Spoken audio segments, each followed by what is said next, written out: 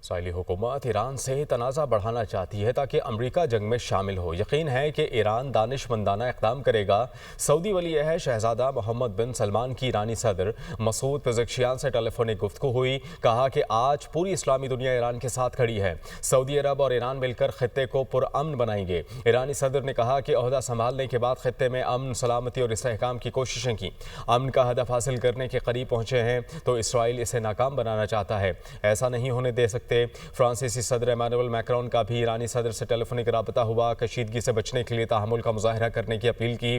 कहा कि ईरान को वापस मुज़ाकरात की टेबल पर आ जाना चाहिए। तुर्क सदर रजब तैयब एर्दोगान का भी मसूद पेज़ेश्कियान से राबता।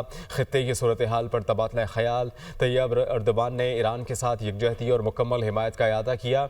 ईरानी सदर के बाद तुर्क सदर का सऊदी वली अहद को भी टेलीफोन और सूरत हाल पर बात की। इसराइल को खित्ते के अमन व इस्तेहकाम के लिए सबसे बड़ा खतरा करार दिया गया।